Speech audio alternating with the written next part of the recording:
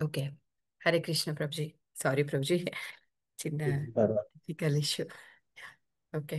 Class start చేద్దాం Prabhuji. Okay. Hare Krishna భక్తులందరికీ దండవత్ ప్రణామాలు. All glories to Srila Prabhupad and Guru Maharaj. ఈరోజు మన మధ్య పూజ్య శ్రీ రోహిణాయ దాస్ ప్రభుజీ ఉన్నారు. ప్రభుజీ మనకు శ్రీమద్ భాగవతం 1వ స్కంధం 18వ అధ్యాయం 24 నుంచి 27 శ్లోకాల గురించి ప్రవచనం చెప్పడానికి వచ్చారు. హరే కృష్ణ ప్రభుజీ, చాలా చాలా ధన్యవాదాలు. మీ విలువైన సమయాన్ని మాకు ఇవాళ కేటాయించి ప్రవచనం చెప్పడానికి వచ్చినందుకు. ప్రభుజీ, ఒక చిన్న కీర్తనతో మీరు క్లాస్ మొదలు పెడతారా Prabhuji? Thank you Prabhuji. Okay మాత. హరే హరే కృష్ణ. జయో రాధ మాధవ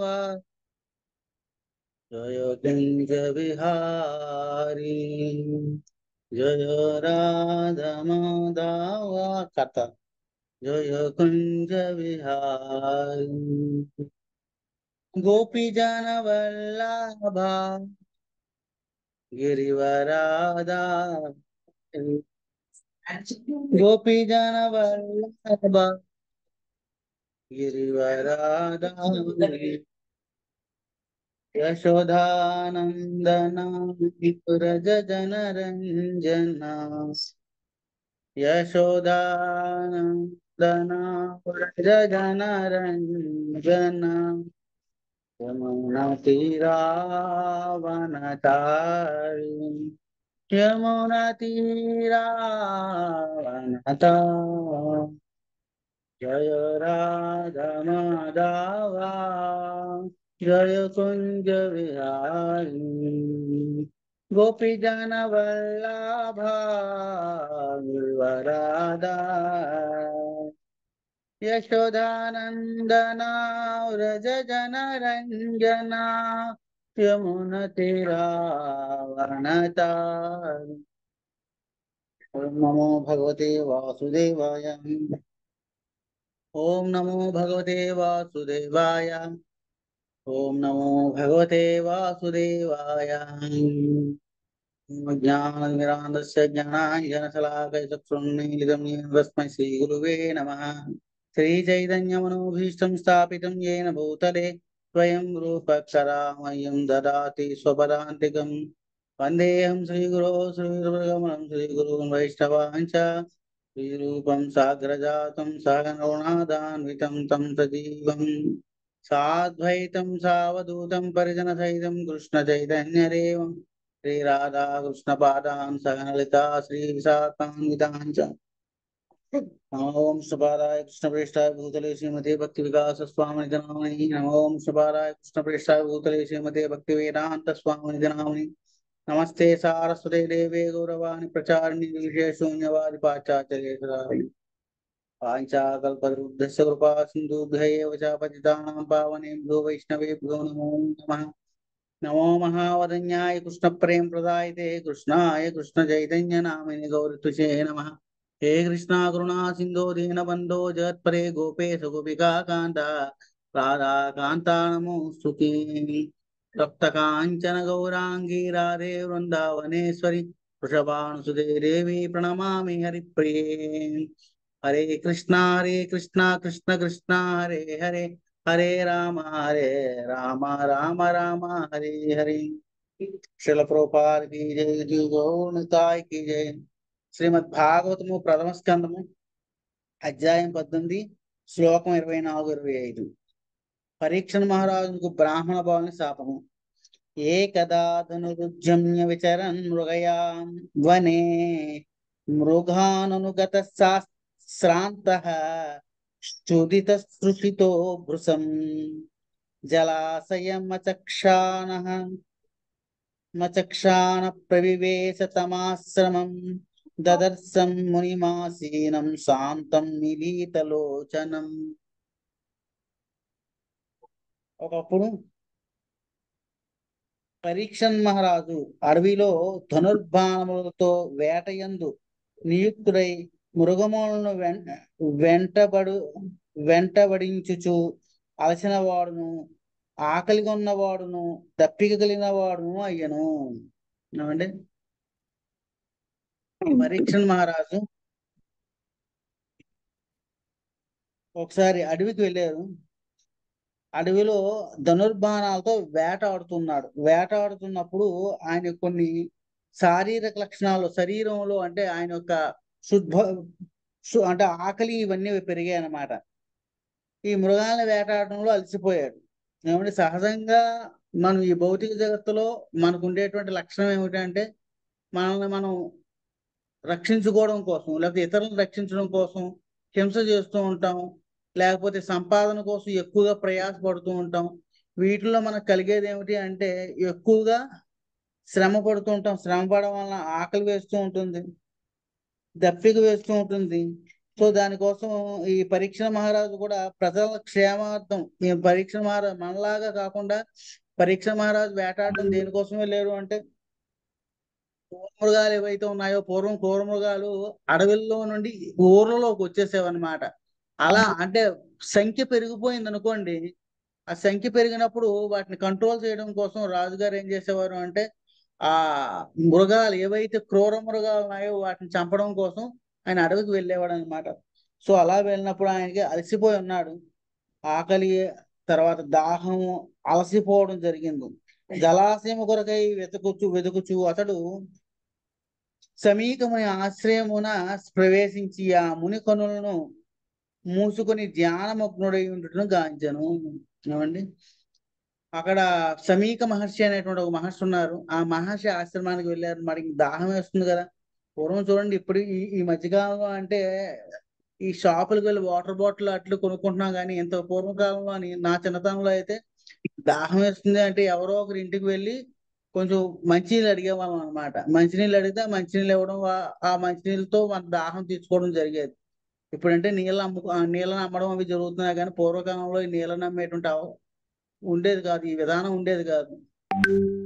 అది పరీక్ష మహారాజ్ సమయంలో మరింత ధర్మయుతంగా ఉండేది కాబట్టి ఆ అవకాశం మరింత తక్కువగా ఉంటుందన్నమాట. కాబట్టి పరీక్ష మహారాజు ఏం చేశారంటే ఆ అడవిలో సమీక మహర్షి అనేటువంటి ఒక మహర్షి ఉండేవారు. నిజానికైతే మహర్షులు ఇప్పుడు మనము ఇల్లు ఎక్కడ దొరుకుతాయి అంటే ఇల్లు ఎక్కడ ఉంటాయి అంటే ఆ ఇల్లు ఎక్కడ ఉంటాయండి, ఊర్లో ఉంటాయి. కానీ సమీక మహర్షి యొక్క ఇల్లు ఎక్కడ ఉంది అంటే అడవిలో ఉందన్నమాట. సో సహజంగా గృహాలు మనలాంటి లౌకికమైన వ్యక్తులు ఎక్కడ ఉంటారు అంటే జనాలు ఎక్కడైతే ఉన్నారో ఆ జనాల మధ్యలో మనం కూడా ఉంటాం. కానీ మహనీయులు ఎవరైతే ఉన్నారో వారు ఎక్కడ ఉంటారు అంటే వారు ఏకాంత ప్రదేశాల్లో ఉంటారు అన్నమాట. వనాల్లో ఉంటూ ఉంటారు. వనం అంటే భగవంతుడిని ఆశ్రయించడానికి చాలా వీలైనటువంటి ఒక ప్రదేశం. అంటే అక్కడ లౌకికమైనటువంటి అవసరాలు అవకాశాలు ఎక్కువగా ఉండవు కాబట్టి ఆయా ప్రదేశాల్లో మనం అంటే ఎవరైతే మహనీయులు ఉన్నారో వారు అక్కడ ఎక్కువగా నివసిస్తూ ఉండేవారు. కాబట్టి ఆ ప్రదేశానికి వెళ్ళారు. వెళ్ళినప్పుడు ఆయన ఎలా ఉన్నాడు అంటే కళ్ళు మూసుకొని ఉన్నాడు. తర్వాత ధ్యానమగ్నుడై ఉండెను. ధ్యానంలో ఉన్నాడట ఆయన. ఆయన ధ్యానంలో ఉన్నాడు. అంటే ధ్యానం అంటే సహజంగా ధ్యానం అంటే ఏమిటంటే మనం కళ్ళు మూసుకొని బయట చెప్పేటువంటి విధానం ఏమిటంటే ఎటువంటి ఆలోచనలు లేకుండా ఉండడం అంటారు అన్నమాట. కానీ కాదు, ధ్యానం అంటే చతుర్భుజ నారాయణ రూపంలో ఉండేటువంటి అంతర్యామిని దర్శించడం. సో ఆ విధానం ఏదైతే ఉందో ఆ విధానంలో ఆయన కూడా ఉన్నారు. ఇలా ప్రభుపాదికి జై. భాష్యం. జై. శుద్ధ భక్తునేడ పరమ దయాళువైన శ్రీకృష్ణ భగవానుడు తగిన సమయము అరుదించినంతనే అట్టి భక్తుని తన వద్దకు కబురు పెట్టి అతనికి పరమ మంగళకర వాతావరణము కలుగజేయును. శుద్ధ భక్తుని ఎడ పరమ దయాలు అయినటువంటి శ్రీకృష్ణ భగవానుడు. ప్రతి జీవి ఎడ దయ ఉంటుంది. కానీ తన భక్తుడి ఎడ ఎవరైతే శుద్ధ భక్తుడు ఉంటాడో అతని మీద మరింత దయ ఉంటుంది అన్నమాట. ఏమిటో దయ? సహజంగా ఎవరైతే చూడండి, తల్లి తండ్రి పిల్లలు చాలా మంది పిల్లలు ఉంటారు. అందులో ఒక పిల్లవాడు అంటే చాలా ప్రియంగా ఉంటాడు అన్నమాట, తండ్రి లేక తల్లి. సో వారు ఏం చేస్తారంటే ఆ పిల్లవాడిని ఎంత తొందరగా వాడి దగ్గర ఉంచుకుందాము, వాడిని అప్పటికీ బయటికి పంపించకూడదు. ఒకవేళ ఎప్పుడైనా బయటికి వెళ్ళినా సరే వాడిని ఎంతో తొందరగా వాళ్ళ దగ్గర చేర తీసుకుందాం అనుకుంటూ ఉంటారు. అలాగనే భగవానుడికి చాలా ప్రియమైన వారు ఎవరు అంటే శుద్ధ భక్తులు. ఆ శుద్ధ భక్తుల్ని సమయం రాగానే కబురు పెట్టి పిలిచేటువంటి స్వభావాన్ని కలిగి ఉంటాడు అన్నమాట ఆయన. ఆ వాతావరణాన్ని కలగజేశాడు. ఏమిటి ఆ వాతావరణం? మంగళకరమైన వాతావరణం అంటే కృష్ణుడిని చేరడమే పరమ మంగళకరమైన వాతావరణం.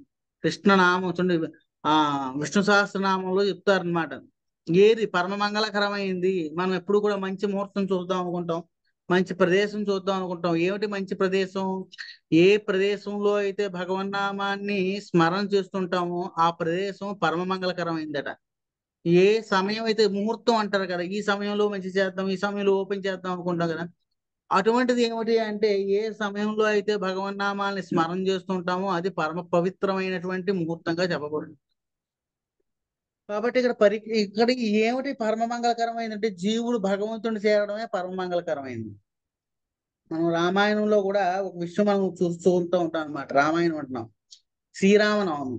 శ్రీరామనవమి రోజు ఏం చేస్తుంటారంటే సీతారామ కళ్యాణం చేస్తూ ఉంటారు. ఎందుకు సీతారామ కళ్యాణం చేస్తారు? సీతారామ కళ్యాణానికి శ్రీరామనవమికి సంబంధం ఏమిటి? శ్రీరామనవమి అంటే రామచంద్రుడు ఆవిర్భావం. మరి సీతాదేవికి రాముడికి వివాహం చేయడం అంటే ఒకవేళ అదే ముహూర్తంలో కానీ పెళ్ళి అయిందా అనుకుంటాం మేము, కానీ కాదు. సీతాదేవి అంటే మంగళకరమైనది ఏమిటి అంటే యోగము, అంటే కలయిక. ఏమిటా కలయిక? భగవంతుణ్ణి ఎవరు కలిసినప్పుడు కూడా అది పరమ మంగళకరమైనదిగా పరిగణించబడుతూ ఉంటుంది. కాబట్టి పరీక్షణ మహారాజు శ్రీకృష్ణ భగవాను విశుద్ధ భక్తుడు. అతడు తీవ్రముగా అలసిపోవటను, ఆకలి కొంటును, దప్పికను పొందుటను ఎట్టి కారణము లేదు. భగవద్భక్తులు సహజంగా అంటే మామూలుగా ఇప్పుడు మనం అయితే సాధకులం కాబట్టి మనకి ఈ లక్షణాలన్నీ ఉంటూ ఉంటాయి. కానీ ఎవరైతే శుద్ధ చైతన్యంలో ఉంటారో ఎప్పుడు కూడా భగవంతుణ్ణి ఆశ్రయించి వారి మనస్సులోని, చేతల్లోని, చిత్తంలోని అన్నిటిలోని కూడా భగవంతుడు ఉంటాడో, వారి ప్రతి కార్యకలాపాలను భగవంతుడు ఉంటాడో అతడికి దప్పిక, ఆయాసం, ఆకలి ఇలాంటివే ఉండవు. మీకు హనుమంతుడు లంకా నగరానికి ఎగురుతాడు అనమాట. ఎగిరినప్పుడు చాలా దూరం వెళ్తాడు, చాలా అలసిపోతాడు. అక్కడ వెళ్ళిన తర్వాత సీతామాతను అన్వేషిస్తుంటాడు. తర్వాత అక్కడ చాలా మందితో యుద్ధం చేస్తాడు. ఆయన ఎక్కడా అలసిపోవడము, దాహం వేయడము, మంచినీళ్ళు తాగడం ఇటువంటివి ఏది ఉండదు. ఎందుకు అంటే ఆయన చేతనం అంతా భగవత్ కార్యంలో ఉంది కాబట్టి. ఎవరి చేతనం అయితే భౌతిక కార్యాల్లో ఉంటాయో, భౌతిక లక్షణాలు కలిగి ఉంటారో అటువంటి వాడు ఆకలి కొనడం, ఆయాసపడడం, అలసిపోవడం, దప్పిక కొనడం ఇవన్నీ జరుగుతూ ఉంటాయి అన్నమాట. రకరకాలైనటువంటి రుగ్మతులు కలుగుతూ ఉంటాయి. మనం అంటే మన చిత్తం, మన చేతనం పూర్తిగా భగవత్ కైంకర్యం కాకపోవడం వలన ఈ భౌతికమైనటువంటి అన్ని లక్షణాలు కలిగి ఉన్నాం. మరి ఆయన ఎవరు? పరీక్ష నరేంద్రుడు, పరీక్ష మహారాజు ఆ స్థితిలో ఉన్నటువంటి వ్యక్తి కాదు కదా. సో ఆయన పరిపూర్ణమైనటువంటి భాగవతోత్తముడు అయినప్పటికీ కూడా ఎందుకు ఈ లక్షణాలన్నీ వచ్చాయి? భగవద్భక్తుడు ఎన్నడూ వాటి దేహావసరం వచ్చే కలతనందకపోటి అందులో ఒకవేళ వచ్చినప్పటికీ కూడా భగవద్భక్తుడు వాటి కోసం ఎక్కువగా అరువులు చాచడం అనమాట. సహజంగా లౌకికమైన వ్యక్తులు ఎప్పుడు కూడా ఏం చేస్తారు? రుచికరమైన ఆహారాన్ని, భక్ష్యాన్ని తినాలి అనుకుంటూ ఉంటాడు, సుఖంగా నిద్రపోవాలనుకుంటూ ఉంటాడు, శారీరక సుఖాన్ని ఎక్కువగా కోరుకుంటూ ఉంటాడు. కానీ భగవద్భక్తుడు ఎప్పుడు తపస్సును ఆచరిస్తూ ఉంటాడు. తపస్సును ఆచరించేవాడు ఇంతకు పూర్వమే తన ఇంద్రియాలని నిగ్రహించబడి ఉన్నాయి కాబట్టి వాటి యొక్క ప్రభావానికి గురికాడు అని అర్థం అన్నమాట. కానీ లోక వ్యవహారమును త్యజించుటకు అవసరమైన అనుకూల పరిస్థితిని కలుగుచేయుటకే భగవత్ సంకల్పము నట్టి భక్తులు సైతము బాహ్యముగా అలసటకు మరియు దప్పికు గురి కావచ్చు. ఏదో ఒక రోజుకి ఈ భౌతిక జగత్తుకి ఫుల్ స్టాప్ పెట్టాలి, దీన్ని విడిచిపెట్టి వెళ్ళిపోవాలి. ఆధ్యాత్మికంగా పురోగమించినటువంటి ఒక వైష్ణవుడికి, ఒక సాధారణమైన వ్యక్తికి అనేకమైన భేదాలు ఉంటాయన్నమాట. ఒక వ్యక్తి అంటే మనలాంటి, అంటే ఒక భౌతికమైనటువంటి వ్యక్తి తన యొక్క జీవితాన్ని అంటే పూర్తిగా విడిచిపెట్టడం. సాధారణంగా చనిపోయిన వాళ్ళకి ఒకటి చెప్తుంటారు, కీర్తిశేషులు అంటుంటారు అనమాట. కీర్తిశేషులు అని ఎవరు పెడుతుంటారు? చనిపోయిన వాళ్ళు పెడుతూ ఉంటారు అనమాట. ఏమిటో మరి చాలా ఆశ్చర్యం ఏమిటంటే ఎవరైతే కీర్తిశేషులు అంటారో ఆ శేషించినటువంటి కీర్తిని ఎవడో కీర్తించడం. ఏంటి కీర్తిస్తుంటారు? ఏంటి చెప్తుంటారు? వాడు చేసిన దగులుబాజీ పనులని చెప్తుంటారు అనమాట. అంతేగాని మరి కానీ మళ్ళీ వాడి పేరేమిటి? కీర్తిశేష్. వాడి కీర్తి మిగిలిపోయింది, వాడు పోయాడు అంటారు అనమాట. వాడి కీర్తి కూడా ఉండదు అనమాట. కీర్తి ఎవరికి ఉంటుంది? నిజానికి ఎవడైతే శుద్ధ వైష్ణవుడో, ఎవడైతే భగవంతుని సర్వవేళలోనే ఆశ్రయిస్తుంటాడో అతడు మాత్రమే కీర్తిని కలిగి ఉంటాడు. చూడండి, ఇప్పుడు మనం ఎవరెవరి కోసం అయితే చర్చిస్తున్నామో వాళ్ళందరూ కూడా పరమ మంగళకరమైన వ్యక్తులు. ఎందుకంటే ఇప్పటికీ కూడా ఎప్పటి పరీక్ష నరేంద్రుడు అంటే 5,000 సంవత్సరాల సమయం వాడు, 5,300 5,500 సంవత్సరాల పూర్వం వాడు. మరి ఇప్పటికి కూడా మనం మాట్లాడుతున్నాం అంటే అర్థం ఏమిటి? ఎవరి కీర్తి ఉందని? ఎవరైతే పూర్ణ శరణాగతులై ఉంటారో వారు పరిపూర్ణమైనటువంటి కీర్తిమంతులు అంతే. సో భగవత్ సంకల్పము నట్టి భక్తుడు సైతము బాహ్యముగా అలసటను మరియు దప్పికను గురి కావచ్చును. భగవద్ధామం చేరుటకు పూర్వం మనుషుడు సర్వ విధములైన లోకబంధములను అనురక్తిని త్యజించవలసి ఉన్నందున భక్తుడైన వాడు లోక వ్యవహారములందున అతిగా అనురక్తుడైనప్పుడు భగవానుడు వైరాగ్యము కలిగే పరిస్థితిని సృష్టించుచుండును అండి. నిజానికైతే మనందరికీ కూడా ఒక సమయానికి విడిచిపెట్టి వెళ్ళాలి. మరి భక్తుడు కూడా విడిచిపెట్టి వెళ్ళాలి. భక్తుడు కూడా ఈ బాహ్యమైన జగత్తులో ఉన్నాడు కాబట్టి ఎంత తీవ్రమైనటువంటి సాధన చేస్తూ ఉన్నప్పటికీ ఈ మాయకి లోబడి ఉండడం వలన కొన్ని సందర్భాల్లో బంధాలు ఇటువంటి వాటిల్లో పడుతూ ఉంటాడు అన్నమాట. అటువంటిప్పుడు కృష్ణుడికి అతడి యందు ప్రత్యేకమైన శ్రద్ధ ఉంటుంది కాబట్టి, చూడండి ప్రత్యేకమైన శ్రద్ధ ఎవరిపైన ఉంటుంది? ఎవరైతే తన తండ్రి లేకపోతే గురువుని ఆశ్రయించి ఆ గురువు యొక్క ఉపదేశాలని యాజ్ ఇట్ ఈజ్ గా ఆచరిస్తూ ఉంటాడు అండ్ ఫాలో అవుతుంటాడు. కొన్ని సందర్భాల్లో వాడు ఆచరించలేక మళ్ళీ మామూలు వ్యక్తిలాగా వ్యవహరిస్తూ ఉంటాడు. అప్పుడు వెంటనే తన గురువు లేకపోతే తండ్రి లేకపోతే భగవంతుడు ఏం చేస్తుంటాడు? తనకు కావాల్సినటువంటి అన్ని రకాలను ఏర్పాటు చేసి మళ్ళీ అతను ఆ స్థితిలో విజయాన్ని పొందడానికి కావలసినటువంటి అన్ని ఏర్పాట్లు చేస్తూ ఉంటాడు. భక్తుడు లోక వ్యవహారం మునిగి ఉన్నను శ్రీకృష్ణుడు మాత్రము అతన్ని ఎన్నడను మరువడు అండి. భక్తుడు కొన్ని సందర్భాలు ఎప్పుడు భగవంతుని పట్టుకుంటూ ఉంటాడు. దానికి శ్రీ వైష్ణవ సాంప్రదాయంలో ఒక ఉపమానం ఉంటుందన్నమాట. ఏమిటంటే భక్తుడు ఎప్పుడు కూడా భగవంతుని ఎలా పట్టుకోవాలి అంటే కోతి పిల్ల తన తల్లి అయినటువంటి కోతిని ఎలా అయితే పట్టుకుంటుందో, తల్లి ఏం చేస్తూ ఉంటుంది? ఒక చెట్టు మీద ఇంకో చెట్టు మీదకి చాలా వేగంగా దుముకుతూ ఉంటుంది. పట్టుకోవాల్సిన బాధ్యత ఎవరిది? పిల్లది. కానీ కొన్ని సందర్భాల్లో పిల్ల తల్లిని మర్చి పట్టుకునేటువంటి సామర్థ్యాన్ని కోల్పోతూ ఉంటుంది అన్నమాట. అప్పుడు వెంటనే తల్లి ఏం చేస్తుంది? గట్టిగా పట్టుకుంటుంది అన్నమాట. కాబట్టి ఇక్కడ భగవంతుడిని ఆశ్రయించవలసినటువంటి పూర్తి బాధ్యత మందే. కానీ కొన్ని సందర్భాల్లో ఈ బాహ్య శక్తి యొక్క ప్రభావం మనం ఏం చేస్తూ ఉంటాము? భౌతికమైనటువంటి పరిస్థితుల్లోకి దిగజారుతూ ఉంటాం అన్నమాట. అలా దిగజారినప్పుడు భగవానుడు వెంటనే గట్టిగా పట్టుకుని తనని గుర్తు చేస్తూ ఉంటాడు అన్నమాట. కాబట్టి ఇక్కడ భగవానుడు పరీక్ష నరేంద్రుడు కూడా ఏం చేస్తున్నాడు? కొద్దిగా ఈ అలసటికి అంటే కృష్ణుని చేరడానికి కావలసినటువంటి సమయం వచ్చేసింది. కాబట్టి శ్రీకృష్ణ భగవానుడు అతన్ని అలర్ట్ చేస్తున్నాడు అన్నమాట. కావాల్సి ఒక మంచి మంగళకరమైనటువంటి వాతావరణాన్ని ఏర్పాటు చేస్తున్నాడు. ఏమిటా మంగళకరమైన వాతావరణం? శ్రీకృష్ణుడిని పరీక్షణ్ మహారాజు మళ్ళీ చేరడానికి కావాల్సినటువంటి మంగళకర వాతావరణం. కానీ లౌకిక జగత్తులో ఇటువంటి వాతావరణాన్ని ఏమంటారు? ఇటువంటి మంగళకర వాతావరణం, కృష్ణుని చేరేటువంటి మంగళకర వాతావరణాన్ని భౌతిక జగత్తులు ఏమంటారు అంటే దాన్ని అమంగళం అంటారు. ఏమిటి అమంగళం? చచ్చిపోవడం కదా. మృత్యువు అమంగళంగా తోస్తూ ఉంటుందన్నమాట. వాడు చాలా గొప్ప వైష్ణవుడే అవ్వచ్చు, గొప్ప భక్తుడే కావచ్చు. చచ్చిపోయాడు అంటే వాడి అంటే అది శవం, దాని దరిదాపులోకి వెళ్ళకూడదు. సో అదంతా కూడా అశుచి, అమంగళకరమైందని భావం చెందుతుంటారు. అని కృష్ణుడిని చేరడమే మంగళకరమైంది, మంగళకరమైన వాతావరణంగా పరిగణించబడుతుంది. కనుకనే అతడు లోక వ్యవహారములన్నిటినీ త్యజించవలసిన విపరీత పరిస్థితిని ఆ దేవదేవుడు సృష్టించును.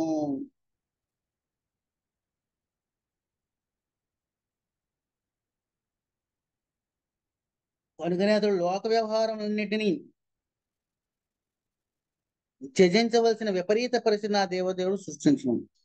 ఇక్కడ భౌతిక జగత్తులో ఉండాలి అనేటువంటి ఆపేక్ష మనకు ఉంటుంది. కానీ కృష్ణుడు ఏం చేస్తాడు అంటే అటువంటి ఆపేక్షను పూర్తిగా తీసివేస్తాడు అన్నమాట. భగవానుని అభిమతమును భక్తుడు ఎరుంగగలిగినను ఇతరులు మాత్రము దాన్ని ప్రతికూలమైందానిగాను దుఃఖపూర్ణమైనదిగాను భావింతురు. ఇక్కడ చెప్పిన లౌకికమైన వ్యక్తులకి ఆధ్యాత్మికంగా భక్తులకి చాలా భేదం ఉంటుంది. ఏమిటది? భగవాన్ అభిమతాన్ని భక్తులు ఎరుగగలరు. భగవాన్ యొక్క ఉద్దేశం ఏదైతే ఉందో అది భక్తులకు తెలుస్తూ ఉంటుంది. కానీ అభక్తులు ఎవరైతే ఉన్నారో అది వాళ్ళు తెలుసుకోలేరు. అర్జునుడు భగవద్గీతకు హేతువైనట్లుగా పరీక్షణ్ మహారాజు శ్రీమద్ భాగవతము వెల్లడిటకు హేతువు కావాలని శ్రీకృష్ణ భగవానుడు సంకల్పించను. కృష్ణుడు ఎప్పుడు కూడా తన యొక్క భక్తుడిని ఒక గొప్ప అద్భుతమైనటువంటి ప్రదేశంలో పెట్టాలి అనుకుంటుంటారు.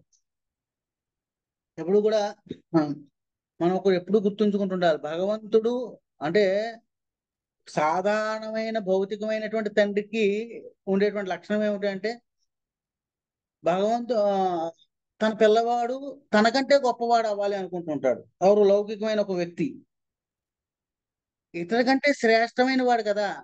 తన పిల్లవాడు తనకంటే గొప్పవాడు అవ్వాలి అనుకుంటాడు, కానీ గొప్పవాడిని చేసే సామర్థ్యం ఆ తండ్రికి లేదు.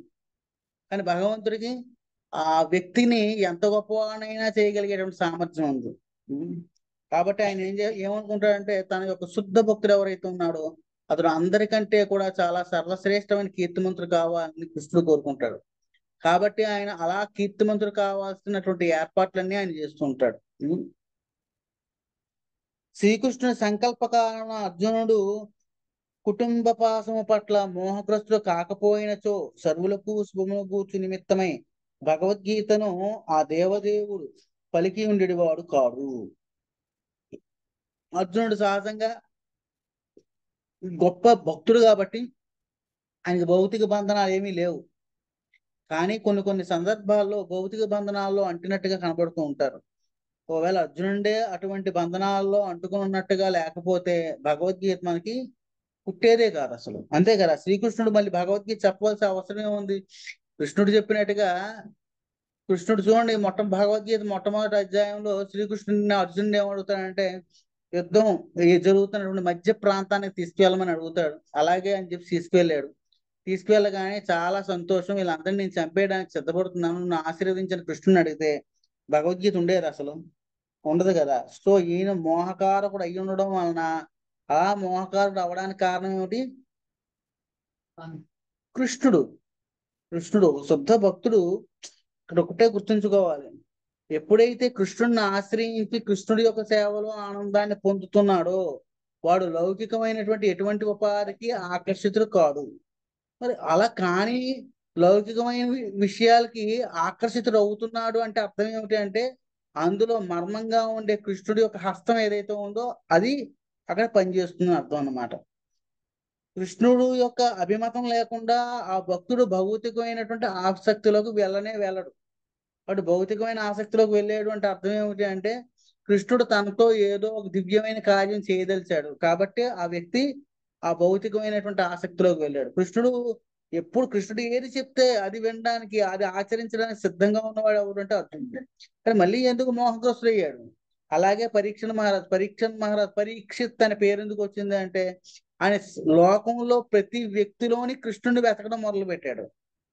సో అటువంటిప్పుడు కృష్ణుడి యొక్క సంకల్పానికి వ్యతిరేకంగా ఈ లౌకికమైనటువంటి వేటాడడం వలన వచ్చినటువంటి దుఃఖం, ఈ శ్రమ వలన మళ్ళీ ఒక మహర్షిని, ఒక బ్రాహ్మణుని, సర్వశ్రేష్టమైనటువంటి ఒక ఋషిని ఎందుకు అవమానిస్తాడు? వీటన్నిటిలోని కూడా భగవంతుని యొక్క విశిష్టమైనటువంటి సంకల్పం ఒకటి ఉంది, మనం అర్థం చేసుకోవాలి అది. అదే విధంగా పరీక్ష మహారాజు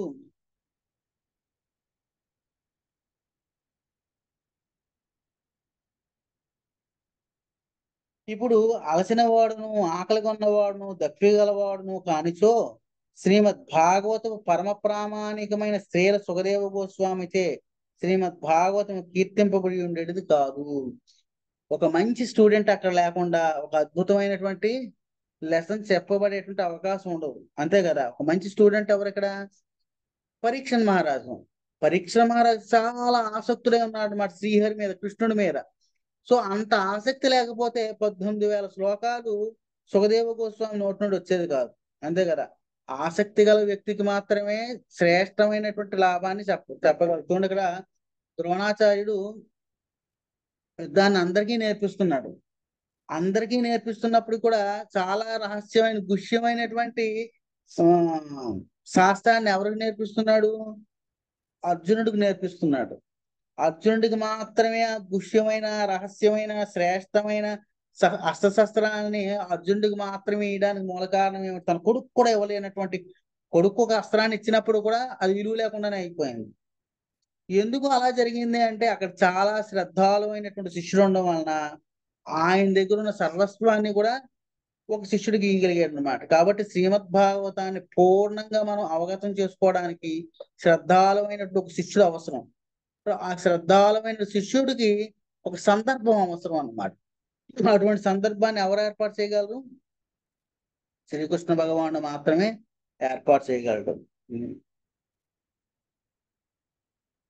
కాబట్టి ఇక్కడ భాగవతం పూర్ణమైనటువంటి భావంలో మనం వినాలి అంటే, సుఖదేవ గోస్వామి చెప్పాలి అంటే, పరీక్షణ మహారాజు వంటి గొప్ప వ్యక్తి ఉండడం వల్ల మాత్రమే అదంతా కూడా జరిగింది. శ్రీమద్ భాగవతము శ్రీల సుఖదేవ గోస్వామిచే శ్రీమద్ భాగవతం కీర్తింపబడి ఉండేది కాదు. సర్వుల శ్రేయస్సు కొరకై శ్రీమద్ భాగవతము ప్రవచింపబడు సందర్భము అరుదించుటకు ఇది ఒక ఆలాపన మాత్రమే. కనుకనే ఈ విషయము ఒకప్పుడు అనే పదముతో ఆరంభమైనది అండి. ఇది ఒక ఏర్పాటు అన్నమాట.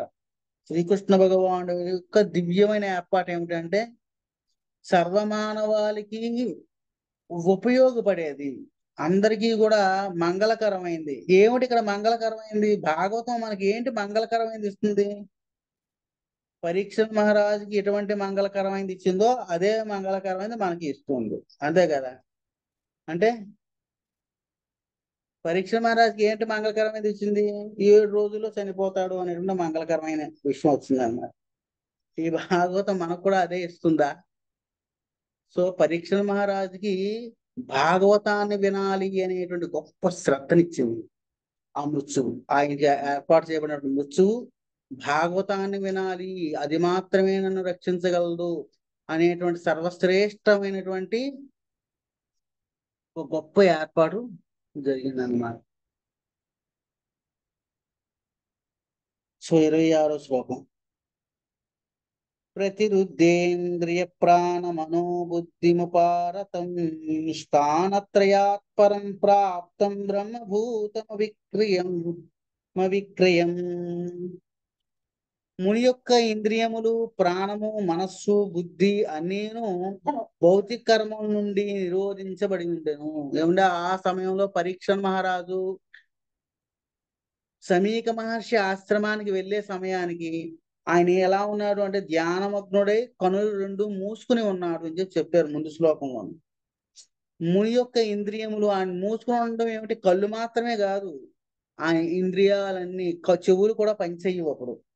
అంటే ఇప్పుడు సాధారణంగా మనం జపం చేస్తూ ఉంటాం. మనం జపం చేస్తున్నప్పుడు హరే కృష్ణ హరే కృష్ణ ఎవరో పిలుస్తున్నారు, పిలవలేదు, పిలుస్తున్నారేమో అని భ్రాంతితో మనం వెళ్ళి తలుపు దగ్గరికి వెళ్ళి చూస్తాం అన్నమాట. ఏమంటే ఏదో సౌండ్ వచ్చింది, మళ్ళీ అక్కడికి వెళ్ళి చూస్తాం. ఎవరో ఇద్దరు మాట్లాడుకుంటున్నారు, అక్కడికి వెళ్ళి చూస్తూ ఉంటాం. మరి మన ధ్యానం ఏమిటి ఎలా ఉంది? సో మనం సరిగ్గా ధ్యానం చేయటం లేదు. సో ధ్యానం, మన యొక్క జప ధ్యానం ఎలా జరుగుతుంది అంటే, మనం చేసేటువంటి నామం ఏదైతే ఉందో ఆ నామాన్ని సుస్పష్టంగా చెవులతో వినాలి.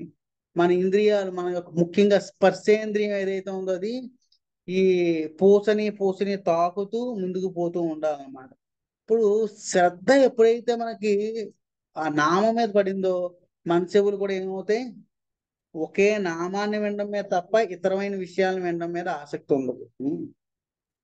మరి ఇతరమైన ఇంద్రియాలు, కళ్ళు, ముక్కు, నోరు ఆల్రెడీ హరినామంలో ఉంది, చెవులు ఆల్రెడీ వినడంలో ఉంది, స్పర్శేంద్రియం, మనస్సు, ఇవన్నీ ఏం చేస్తుంటాయంటే అవన్నీ కూడా నామంలో లగ్నమై ఉంటాయి అన్నమాట. ఇది అలాగే ఇక్కడ చూడండి, ముని యొక్క ఇంద్రియములు, ప్రాణము, మనస్సు, బుద్ధి అన్నీను భౌతిక కర్మం నుండి నిరోధించబడను. కళ్ళు మాత్రమే మూసుకోలేదు, ఆయనకు సమస్తము కూడా భౌతికమైన అన్ని విషయాల నుండి వెనక్కి లాక్కున్నాయి అన్నమాట. భగవద్గీతలో చెప్తారు, అంటే ఒక తాబేలు యొక్క ఇంద్రియాలు అంటే అక్కడ ఏమి ఇంద్రియాలు ఉన్నాయి? ఒక తలకాయి, 4 కాళ్ళు, ఇవన్నీ కూడా అంటే పంచేంద్రియాలు అనుకోండి. ఇవన్నీ ఏం చేస్తుంది? సమయానుకూలంగా వెనక్కి లాక్కుంటూ ఉంటాయి. ఎప్పుడు అవసరమో అప్పుడు మాత్రమే బయటకు వస్తూ ఉంటాయి అన్నమాట. అలా ఇప్పుడు ధ్యానమగ్నుడైనటువంటి ముని యొక్క స్థితి ఏమిటంటే, తన ఇంద్రియాలన్నీ కూడా లోపలికి ఉన్నాయి. ఇంద్రియాలు ఏవి కూడా బాహ్య విషయాల యందు రమించటం లేదు, బాహ్య విషయాలను కూడా ఆలోచన చేయటం లేదు. కాబట్టి ఇక్కడ ఈ యొక్క అన్ని ఇంద్రియాలు వెనక్కి నిరోధించబడి ఉన్నాయి. పరబ్రహ్మముతో గుణరీతి సమానత్వంలో కలిగిన దివ్య స్థితిని పొంది ఉన్నందున అతడు జాగ్రత్త, స్వప్న, సుషుప్తులని మూడింటికి పరమైన సమాధి స్థితి అందు నెలకొని ఉండెను. భౌతిక జగత్తులో 3 లక్షణాలు ఉంటాయి: జాగృత్, స్వప్న, సుషుప్తి అని చెప్పేటువంటి 3 లక్షణాలు ఉంటాయి. ఈ భౌతిక లక్షణాలు అయినటువంటి మూడింటికి అతీతంగా ఉండేదే సమాధి అంటారు అనమాట. సమాధి అంటే పరబ్రహ్మానుభూతి. పరబ్రహ్మం అంటే ఇహము అంటే భౌతికము. భౌతిక జగత్ అన్నింటికి ఆధారమైనది, శాశ్వతమైనది, ఆనందదాయకమైనది ఏదైతే ఉందో దాన్నే పరబ్రహ్మం అంటారు. అటువంటి పరబ్రహ్మానికి వ్యతిరేకం ఏమిటి అంటే ఈ భౌతిక జగత్తులో ఉండేటువంటి జీవి యొక్క లక్షణాలు ఏమిటది? జాగ్రత్త అంటే మెలకువగా ఉండడము, స్వప్న అంటే నిద్రలో వచ్చేటువంటి కళలు, సుషుప్తి అంటే ఒక రకమైనటువంటి భ్రాంతి, అంటే భ్రమలో ఉండడము, లేకపోతే పరధ్యానంలో ఉండడము. ఇక్కడే ఉంటాం కానీ మన మనస్సు అనేక విధాలా చరిస్తూ ఉంటుంది అనమాట. జాగృతి అంటే ఇక్కడ నువ్వు మెలకుగా ఉండి చేసేటువంటి కార్యాలు అయితే, నిద్రని స్వప్నము అంటారు. సుషుప్తి అంటే ఇక్కడ నువ్వు నిద్రపోవటం లేదు, కలలో కాయటం లేదు, అలాగే మెలకువగా లేవుతుండే ఒక భ్రమలో ఉంటూ ఉంటాం చూడండి. పరధ్యానంలో ఉన్నాడు, దేన్ని పట్టించుకోవటం లేదా అంటారు అనమాట. పరధ్యానం అంటే మళ్ళీ పరబ్రహ్మానుభూతిలో లేడు వాడు, ఏదో ఆలోచనలో ఇక్కడ చేయవలసే పని చేయడం మానేశాడు అన్నమాట. దాన్ని సుషుప్తి అంటారు. ఇది కూడా సుమారుగా సమాధికి లాంటిదే కానీ ఆధ్యాత్మిక స్పృహ లేనటువంటి దాన్ని సుషుప్తి అంటారు. నెలకొని ఉండేను కాబట్టి ఆయన ఎలా ఉన్నాడు? సమాధి స్థితిలో, భౌతికమైనటువంటి అన్ని లక్షణాలకి వ్యతిరేకంగా సమాధి స్థితిలో పరబ్రహ్మానుభూతిలో ఉన్నాడు. ప్రభుపాదికి ఎవరి ఆశ్రమమున పరీక్ష మహారాజు ప్రవేశించనో ఆ ముని సమాధి స్థితుడై ఉన్నట్లుగా ఇతడి విదితమవుతున్నది. అటువంటి సమాధి స్థితి జ్ఞాన మార్గము అంటే పరతత్వము కూర్చున్న సిద్ధాంత ప్రజ్ఞానం ద్వారా గాని, యోగ పద్ధతి ద్వారా గాని, ఇంద్రియ మనోవృత్తులను నియమించడం ద్వారా నిజమైన సమాధి అనుభవము విశేషముగా ప్రతిపాదింపబడిన విధమైన భక్తి యోగము. శ్రీకృష్ణ భగవాన్ని సేవయందు ఇంద్రియమును నియుక్తము చేయడం ద్వారా గాని సిద్ధింపగలదు. అంటే ఆ సమాధి ఏదైతే ఉందో ఆ సమాధి శ్రీకృష్ణ భగవాను ఆశ్రయించడం వలన, కృష్ణుడి యొక్క కథలోని చూడండి, ఇక్కడ మన చైతన్య మహాప్రభు యొక్క లీలలో మనకి అనేక సందర్భాల్లో మనకు కనబడుతూ ఉంటుంది. ఆయన ఏ యోగ విధానాన్ని ఆశ్రయించాడు అంటే భక్తి యోగ విధానంలోనే ఉన్నారు. ఆయన మధుర ప్రేమ స్థితిలో ఉన్నారు. ఆయన చాలా చాలా సందర్భాల్లో ఆయన ఒక శరీరాన్ని ఆయన మర్చిపోతూ ఉండేవారు. ఒకసారి యమునా నదిని భావం చేస్తూ సముద్రంలోకి ప్రవేశిస్తారు. సముద్రంలోకి ప్రవేశించినటువంటి వ్యక్తి ఎంత సమయం జీవించి ఉండగలడు? సుమారుగా ఒక 20 నిమిషాలు. అంటే మునిగిపోతే వాడు 20 నిమిషాలు కూడా తేలలేడు. ఒక 5 నిమిషాలు, 10 నిమిషాలు, 3 నిమిషాలు, 4 నిమిషాలు. అప్పటికి చైతన్య మహాప్రభు ఈ రోజు ప్రవేశించిన తర్వాత రెండో రోజు, మూడో రోజు ఆయన వాళ్ళలో చిక్కుకున్నారట. వాళ్ళలో పడిన తర్వాత ఇదో విచిత్రమైనటువంటి జంతువు ఆయన వాళ్ళలో పడింది అనుకున్నారు అన్నమాట. అంటే అంత సమయం వరకు ఆయన జీవించి ఉండడానికి గల కారణం ఏమిటి? ఆయన పూర్తిగా సమాధి మగ్నుడై ఉన్నాడు కాబట్టి, భౌతికమైనటువంటి అన్ని ఉపాధులకి, భౌతికమైనటువంటి వాతావరణానికి అతీతంగా ఆయన ఉన్నాడు కాబట్టి ఆయన బయటకు వచ్చేసరికంటే ఆయన శరీరంలో 3 రోజులు ఉండిపోయినప్పటికీ కూడా ఆయనకి ఏమి కాలేదు. మరి చైతన్య మహాప్రభు సాక్షాత్ శ్రీకృష్ణుడు కాబట్టి అలా జరిగిందండి అనొచ్చు. కానీ అలా అనుకుంటే ఒక హరిదాస్ ఠాకూర్కి అనేక బజార్లోనే పెద్ద పెద్ద కొరడాలతో చాలా గట్టిగా దెబ్బలు కొట్టారనమాట. అప్పుడు ఆయన శరీరం ఏమి కూడా ఛిద్రం అవ్వలేదు. ఆయన మామూలు ఒక దెబ్బకేనట శరీరం అంతా కూడా ఆ చివరి తోక ఉంటుంది కదా, తోక ముళ్ళు ఉంటాయి, కొట్టే అది వచ్చి చర్మానికి అంటుకుంటుంది. గట్టిగా లేకపోతే ఏమవుతుంది? ఆ చర్మము అంతా పట్టుకుని బయటకు వచ్చేస్తుంది అనమాట. వారి యొక్క పరిస్థితి ఎలా ఉంటుంది? కానీ నిర్మలమైనటువంటి స్థితిలో ఉన్నారు. చైతన్య మహాప్రభువు కూడా సాక్షాత్తుగా భగవానుడే అయినప్పటికీ ఆయన ఒక మానవ మాత్రుడు ఏ విధంగా అయితే ప్రవర్తిస్తాడో ఆ విధంగానే ఆయన కూడా ప్రవర్తించారు. ఆయన అందులో మనం ఎట్టి పరిస్థితుల్లో కూడా చైతన్య మహాప్రభు భగవానుడే అయినప్పటికీ కూడా ఆయన చేసినటువంటి ప్రతి లీల, ప్రతిదీ కూడా ఆయన ఆచరించి మనకు చూపించడానికి మూల కారణం ఏమిటంటే ఆయన ప్రథమంగా ఆచార్యుడు. ఆయన ఆచార్యుడు మాత్రమే తాను ఆచరించి ఇతరుల చేత ఆచరింపదలిచి ఉంటాడు అన్నమాట. అర్థమైందండి?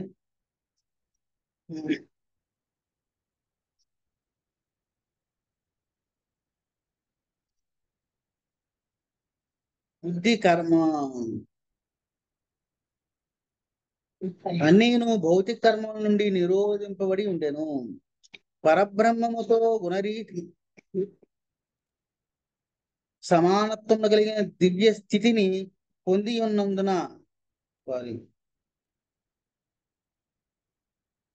ఆ, ఇక్కడ నుంచి యోగ పద్ధతి ద్వారా గాని ఇంద్రియ ఆ, మనోవృత్తులను నియమించడం ద్వారా యోగ పద్ధతి ద్వారా ఇంద్రియ మనోవృత్తులను నియమించడం ద్వారా నిజమైన సమాధిని అనుభవము విశేషముగా ప్రతిపాదింపబడిన విధమైన భక్తి యోగము. అంటే ఇక్కడ శ్రీమద్ భాగవతం ఏదైతే మనకు చర్చిస్తుందో ఇతరమైనటువంటి ఏ యోగ విధానం కోసం కూడా భాగవతం చర్చించదు, స్పృశించదు. అంటే ఇతరమైనవి ఏదైనప్పటికీ కూడా అక్కడ వస్తున్నప్పుడు అది మనకి కొద్ది జ్ఞానాన్ని ఇవ్వడం కోసం మాత్రమే ఇతరమైనటువంటి యోగ విధానాలని, కర్మ, జ్ఞాన, ధ్యాన విధానాన్ని టచ్ చేస్తూ ఉంటుంది.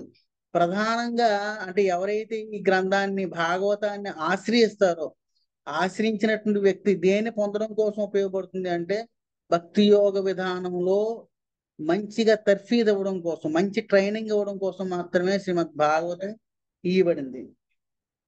కాబట్టి ఇక్కడ భాగవతంలో చెప్పబడినటువంటి ప్రతీది కూడా మనల్ని భక్తి మార్గంలో నడిపించడం కోసమే. శ్రీకృష్ణ భగవాని సేవయందు ఇంద్రియములను యుక్తము చేయటం ద్వారా గాని సిద్ధింపగలదు. ఏమండి? ముఖ్యంగా మనం శ్రీకృష్ణ భగవాను యొక్క ఇంద్రియాలను తృప్తిపరిచేటువంటి కార్యాలను చేయడం వల్ల మాత్రమే మన ఇంద్రియాలన్నీ కూడా పరిపూర్ణమైన సమాన స్థితిలో వెళ్ళగలవు. మరి ఇతరమైనటువంటి యోగ ధ్యాన విధానాల ద్వారా ఈ కలియుగంలో దాన్ని సాధించడం చాలా చాలా చాలా దుర్లభం. అంటే అవ్వదు అని చెప్పలేము, ఎందుకంటే అవుతుంది. ఎవరికో రేర్ పీపుల్, అక్కడ కొన్ని కోట్ల మందిలో ఒకరికి చాలా చాలా కష్టంగా ఉంటుంది. మిగిలిన వాళ్ళందరూ కూడా ఏదో గురుడి బాబా లాగా తయారవుతుంటారు అన్నమాట. ఏదో నోట్లోండి కొంచెం విభూతి తీయడం, చేతిలోండి విభూతి, నోట్లోండి రాళ్ళు, లింగాలు అంటారు, రాళ్ళు అనమాట, రౌండ్ గా ఉండే రాళ్ళు.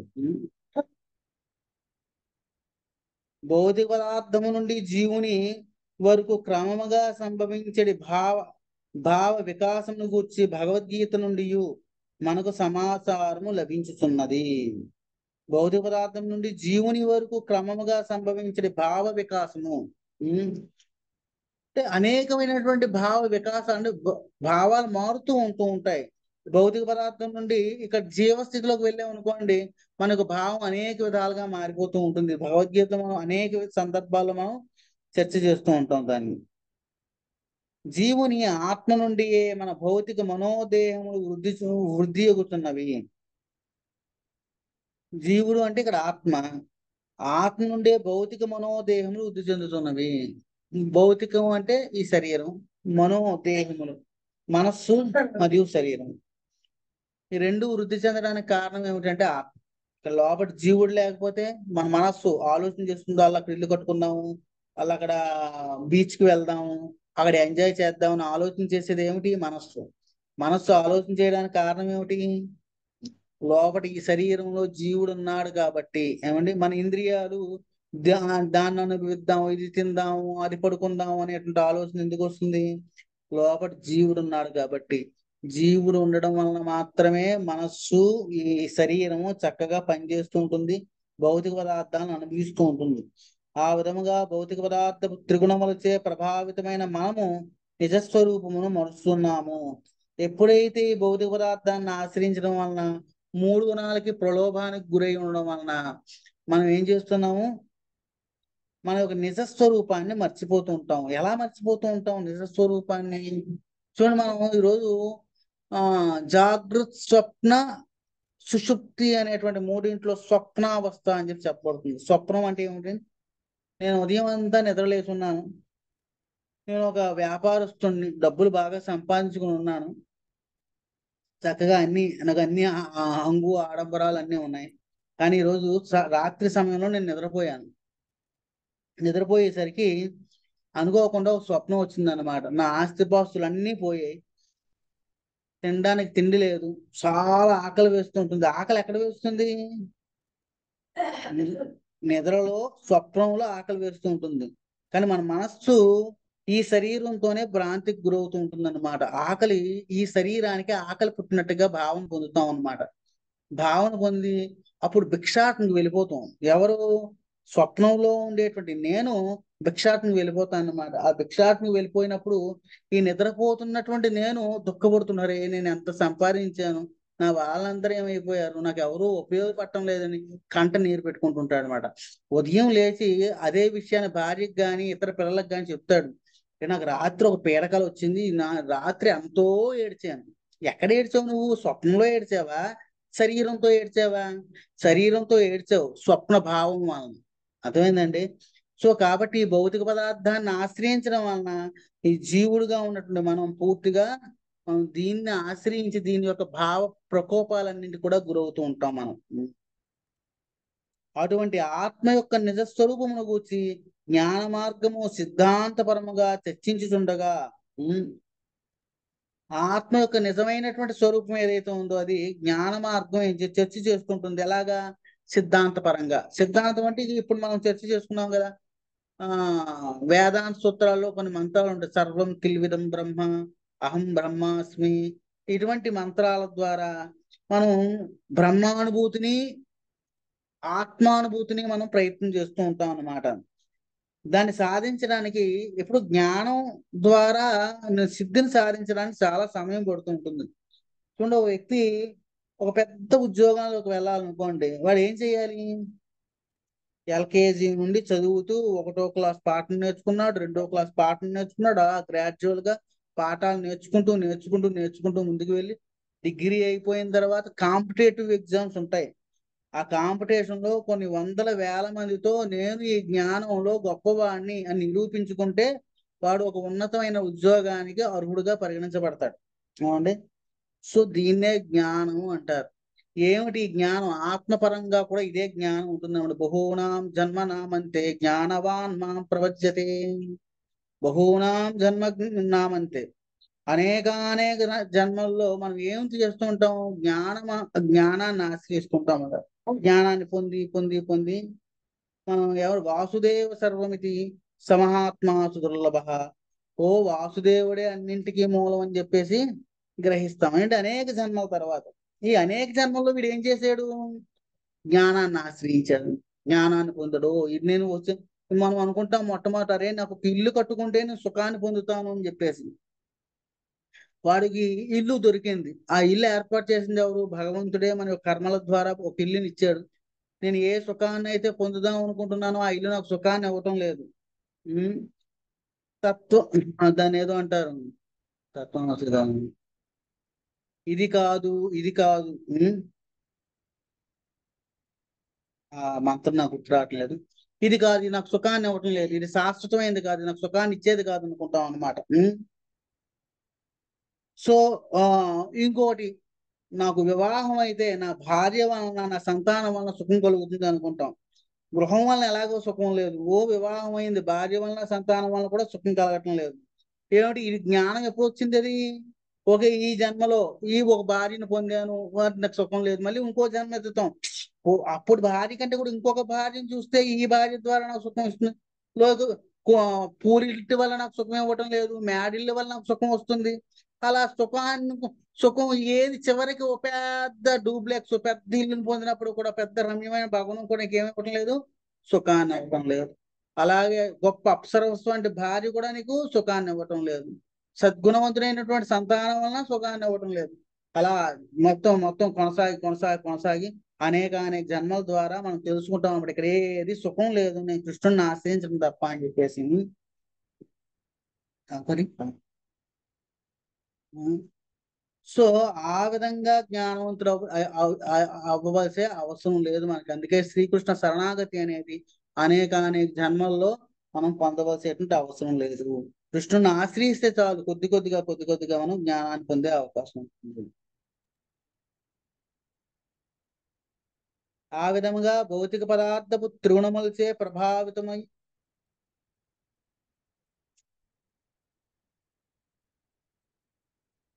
భౌతిక పదార్థ త్రిగుణములచే ప్రభావితులమై మనము నిజస్వరూపమును మరుచుచున్నాము. అటువంటి ఆత్మ యొక్క నిజస్వరూపమును గూర్చి జ్ఞాన మార్గము సిద్ధాంతపరముగా చర్చించుచుండగా భక్తి యోగము దాన్ని వాస్తవ కర్మల యందు నియుక్తము చేస్తున్నది. సిద్ధాంతపరంగా జ్ఞానం ఇస్తూ ఉంటే భక్తి ఏం చేస్తూ ఉంటుందంటే వాస్తవ స్థితిలో మనకి జ్ఞానాన్ని ఇస్తుందా. ఇది ఏమిట వాస్తవ స్థితిలో మనకి దొరికేటువంటి జ్ఞానం ఏమిటి? ఇక్కడ మనం సపోజ్ ఒక స్త్రీ చక్కటి ఆహారాన్ని తయారు చేసి తన భర్త తన సంతానం ఆ యొక్క ఆహారం ద్వారా ఆనందాన్ని పొందాలి అని చెప్పి ఆ తీవ్రమైనటువంటి పరిశ్రమ ద్వారా ఆహారాన్ని తయారు చేసి తన భర్తకి ఇస్తే లేకపోతే తన సంతానానికి ఇస్తే దానికి 100 పేర్లు పెట్టి అస్సలు బాగోలేదు నువ్వు బాగా చెయ్యు అని చెప్పేసి నేర్చుకునిరా అని చెప్పి మనం చెప్తూ ఉంటాం. కానీ అదే ప్రసాదం అదే చక్కగా తయారు చేసి భగవంతుడు నివేదన చేసినప్పుడు భగవంతుడు అంగీకరిస్తూ ఉంటాడు అన్నమాట. సో ఇది మనం ఇక్కడ అర్థం చేసుకోవచ్చు అన్నమాట. జ్ఞానం ద్వారా అనేక జన్మల్లో తన సంతానం గాని తన భార్య గాని తృప్తినియ్యరు. కానీ భక్తి ద్వారా మొట్టమొదటి అటెంప్ట్ లోనే మనకు తృప్తి కలుగుతుంది. అర్థమైందండి? సో ఫస్ట్ టర్మ్ నేను కృష్ణుడికి నైవేద్యం చేసిన మొట్టమొదటి రోజునే చాలా ఆనందాన్ని పొందడానికి కారణం ఏమిటి అంటే కృష్ణుడు నువ్వు పెట్టిన మొట్టమొదటి రోజునే అంగీకరించాడు. కానీ నీకు నీ భర్త గాని లేకపోతే సంతానం గాని దాన్ని అంగీకరించడం లేదు. దానిలో అనేకమైన పొరపాట్లు ఎంచుతూ ఉన్నాడు అన్నమాట. కాబట్టి ఇది సిద్ధాంతపరంగా వచ్చేటువంటి దానికంటే కూడా భక్తి యోగం దాన్ని వాస్తవముగా కర్మల యందు నియుక్తం చేస్తున్నది. సిద్ధాంత కర్మలకి సిద్ధాంత జ్ఞానానికి వాస్తవ స్థితికి చాలా చాలా భేదం ఉంటుంది అనమాట. ఏది తొందరగా మన జ్ఞానాన్ని ఇస్తుంది? కృష్ణ భక్తిలో చక్కటి జ్ఞానం వస్తుంది అనమాట. అదే ముందు రోజే లేకపోతే ఒక 1 సంవత్సరంన్నర 2 సంవత్సరాల క్రితం మనం వంటలు చాలా మంది కోసం చేస్తాం, వాళ్ళు ఎవ్వరికీ నచ్చలేదు. కృష్ణుడికి పెట్టాను అదే వంట, అబ్బో కృష్ణుడు చాలా చక్కగా స్వీకరిస్తున్నాడు, చాలా ఆనందంగా ఉంటుందండి నాకు కృష్ణుడు నైవేద్యం పెడుతూ ఉంటే అనేటువంటి భావనకి ఎక్కడి నుండి వస్తుంది అంటే ఇదే భక్తి యోగ విధానం ద్వారా కలిగేటువంటి జ్ఞానం అన్నమాట. పదార్థ జ్ఞానం అన్నది తొలుత ఇంద్రియములు సూక్ష్మావస్థల పిదప ఆ ఇంద్రియములు సూక్ష్మమైన మనస్సును మరియు ప్రాణక్రియలను తదుపరి క్రమముగా బుద్ధిని అతిశయింపవలెను. సూక్ష్మావస్థలు పదార్థ జ్ఞానం అన్నది అంటే ఇక్కడ జ్ఞానం ఆధ్యాత్మిక పురోగతిని అనుసరించి భౌతిక ఆధ్యాత్మిక 2 జ్ఞానాలు ఉంటాయి. భౌతిక జ్ఞానాన్ని పదార్థ జ్ఞానం అని కూడా అంటారు అనమాట. పదార్థం అంటే భౌతికంగా మనకు కనబడేదంతా. తొలుత ఇంద్రియములు సూక్ష్మావస్థలు అంటే ఏ జ్ఞానం అతి సూక్ష్మమైనదో అది సర్వశ్రేష్టమైనది, ఏది స్థూలమైందో అది నాసిరకమైందో. స్థూలము అంటే కనబడేది అనమాట. మనం అన్నింటికి కూడా ప్రతిదీ నేను చూస్తేనే నేను వింటేనే నమ్ముతాను అన్నావు అనుకోండి, అంటే నువ్వు స్థూల జ్ఞానాన్ని మాత్రమే అంగీకరిస్తున్నావు, సూక్ష్మ జ్ఞానాన్ని అంగీకరించడం లేదని అర్థం.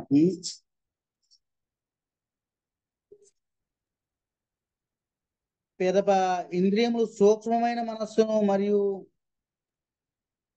పదార్థ జ్ఞానం తొలుత ఇంద్రియముల సూక్ష్మావస్థను పిదప ఆ ఇంద్రియములు సూక్ష్మమైన మనస్సును.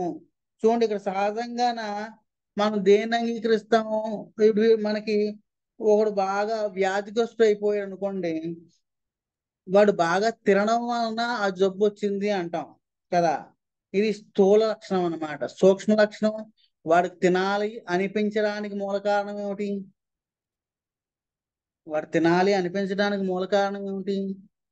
సూక్ష్మంగా ఉండేటువంటి తన మనస్సు ప్రేరణ ఇవ్వడం వలన వాడు పదే తన మనస్సుకు లోల్డ్ అయిపోయి ఉండడం వలన తాను పదే ఆహారాన్ని తీసుకుంటూ ఉంటాడు. చూడండి, కడుపు నిండిపోయింది, తినడానికి సహకరించదు మన యొక్క కడుపు కానీ మన శరీరం కానీ రుచి చూద్దాము అనేటువంటి ఆసక్తి ఉంటుంది చూసారు, అది ఎక్కడ నుండి వచ్చింది?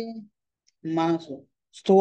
స్థూలంగా కనబడే నాలిక నా కడుపు ఏం చేస్తున్నాయి వద్దురా బాబు అనిపిస్తుంది అనమాట. దీనికంటే మీరు పోయి లోపల ఉండేటువంటి మనస్సు ఏం చేస్తుంది? కొంచెం రుచి చూడరా అని చెప్తుంది అనమాట. వెంటనే నేను దానికి బద్ధుడనయ్యి ఆ రుచి చూస్తున్నాను అనమాట. అందుకని వ్యాధిగ్రస్తులం అవుతుంటుంది. కాబట్టి ఇక్కడ పదార్థ జ్ఞానం ఏం చెప్తూ ఉంటుంది? బయట ఉండేటువంటి విషయాలను చెప్తూ ఉంటుంది. మెల్లమెల్లగా లోపలికి వెళ్తున్న కొద్దీ ఆ పదార్థ జ్ఞానం యొక్క లోతులకు వెళ్తున్న కొద్దీ సూక్ష్మ జ్ఞానానికి వెళ్తాం. చాలా చాలా లేటుగా వెళ్ళేటువంటి విధానం అన్నమాట. మనస్సును మరియు ప్రాణక్రియలను తదుపరి క్రమముగా బుద్ధిని అతిశయించవలెను.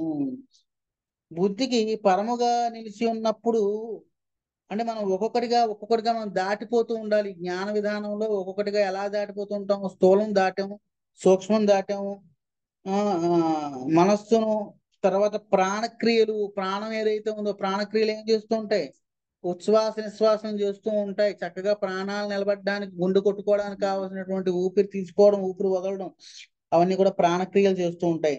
తదుపరి క్రమంగా బుద్ధి, మనస్సు కంటే అతీతంగా పనిచేసేటువంటి ఒక బుద్ధి ఉంది. దాన్ని అన్నిటినీ కూడా అతిశయించి బుద్ధికి పరముగా నిలిచి ఉన్నప్పుడు యోగ విధానపు ప్రాణక్రియను నియమించి బుద్ధిని ఆధ్యాత్మిక స్థితికి ఎదుగునట్లుగా చేయొచ్చు. ఇంద్రియ నిరోధము ద్వారా కావింపబడు యోగ విధానము యాంత్రిక కర్మలచే జీవుడు అనుభూతము కాగలడు. యాంత్రిక విధానం ద్వారా, యాంత్రిక విధానం అంటే గ్రాడ్యువల్ గా ఒకదాని తర్వాత ఒకటి, ఒకదాని తర్వాత ఒకటి, స్టెప్ బై స్టెప్ ఒకదాన్ని అనుభూతి చేస్తూ మన యొక్క ఇంద్రియాలని నియమించాం. ఇంద్రియాలను నియమించడం వలన మనస్సు కోరుకుంటుంది. మనస్సును పక్కన పెట్టి ఎంత అడిగినప్పటికి కూడా నాకు ఇది నియమం చూడండి, 41 రోజులు దీక్ష పొందుతూ ఉంటారు కొంతమంది. వాళ్ళకి తినాలనిపిస్తుంది, తాగాలనిపిస్తుంటుంది, మనసు ప్రేరణిస్తుంటుంది. ఒరే నాకు రూలు లేకపోతే తర్వాత నాకు నేను కోరుకున్నవి పోతాయి అనేటువంటి భయం వలన, భక్తి వలన వాళ్ళు ఏం చేస్తారు? బలవంతంగా నిరోధిస్తూ ఉంటారు అన్నమాట. ఎంత కష్టపడినా సరే వాళ్ళు తినడం మానేస్తారు. ఎప్పుడు 10 గంటలు లేచేవాడు ఉదయాన్నే లేచిపోతుంటాడు. సో ఆ విధంగా వాళ్ళు అలా చేయగా వాళ్ళు 41 రోజులు కాకుండా కొంతకాలం ఇంకా కొనసాగుతుంటే ఏమవుతారు అంటే వాళ్ళు మనస్సుని సహజంగానే నియంత్రించడం నేర్చుకుంటారు. తర్వాత వారి యొక్క ప్రాణక్రియల్ని, అంటే ఈ ఆహారాన్ని తీసుకోవడం, ఉచ్ఛ్వాస నిశ్వాసను కూడా నియంత్రించగలుగుతారు గ్రాడ్యువల్ గాన. అంటే ఇది ఒకదాని తర్వాత ఒకటి, ఒకదాని తర్వాత ఒకటి యాంత్రికంగా, ఒకటో తరగతి నేను నేర్చుకున్నాను, రెండో తరగతి చదువుకున్నాను, మూడో తరగతి చదువుకున్నాను. ఇవన్నీ మనం ఎలా చదువుకుంటూ ఉంటాము? నువ్వు కష్టపడి నువ్వు ఒకటో క్లాస్ పాస్ అయ్యానండి నేను చెప్పనవసరం లేదు. ఒకటో క్లాస్ అలా ఎలా చదివినా రెండో క్లాస్కి ప్రమోట్ చేయబడుతూ ఉంటావు. నీకు ఎప్పుడు కష్టపడి పాస్ అవ్వాల్సిన పరిస్థితి వస్తుంది అంటే నువ్వు చివరగా కాంపిటేటివ్ ఎగ్జామ్స్ వస్తాయి అన్నమాట. అప్పుడు నువ్వు కష్టపడి చదవాల్సేటువంటి అవసరం వస్తూ ఉంటుంది. కష్టపడి చదవాల్సేటువంటి పరిస్థితి ఏర్పడుతూ ఉంటుంది అన్నమాట. ప్రాణక్రియను నియమించి అట్టి సమాధి స్థితి దేహమునకు సంబంధించిన సమస్త భౌతిక కర్మలను నిలిపివేయుచున్నది. ఆ సమాధి స్థితి యాంత్రికంగా కొనసాగా అన్నిటిని నియంత్రించ కంట్రోల్ చేయడం జరిగిపోయింది అనుకోండి, అప్పుడు సమాధి స్థితికి అప్పుడు కూడా వెళ్తాం అన్నమాట. భౌతిక కర్మలను నిలిపివేయును. అప్పుడు తాను సహజంగానే వాటిని అన్నిటిని వదిలేస్తాడు. అప్పుడు పాస్ అయిపోయినమాట. పరీక్షణ మహారాజు మునిని అటువంటి సమాధిస్థితిలో గాంచెను. అంతేగాక ఈ క్రింది విషయములను సైతము అతడు ముని అందు గమనించను. మునిలోని ఎటువంటి వైకల్యము లేకుండా బుద్ధిని చక్కగా కంట్రోల్ చేస్తున్నాడు. ప్రాణేంద్రియాలని అన్నిటినీ కూడా జీవస్థితిలో, ఆయన యొక్క ఆత్మస్థితిలో ఉంచుకున్నాడు అన్నమాట. ఆత్మస్థితిలో ఉంచుకోవడానికి, భౌతిక స్థితిలో ఉంచుకోవడానికి భేదం ఏమిటంటే, భౌతిక స్థితిలో ఉన్నటువంటి వాడు ప్రతి కర్మ కూడా భౌతికమైన విధంగానే, అంటే భౌతికమైన అభిలాషతో చేస్తూ ఉంటాడు. ఆధ్యాత్మికమైన వ్యక్తి ప్రతి కర్మ ఆధ్యాత్మికమైన స్థితిలోనే చేస్తూ ఉంటాడు. విప్రకీర్ణ జటాచన్నం రౌరవేనాజినేన చ విశుష్యత్తాలు రుదకం తథా భూతమయాచత. ధ్యానమగ్నుడైన ముని జింక చర్మమును ధరించి ఉండెను. ఆయన ఏం తీసుకున్నాడు? ధ్యానమగ్నుడైనటువంటి ఆ ముని యొక్క వేషధారణము, స్థితిగతులు చెప్తున్నారు అనమాట.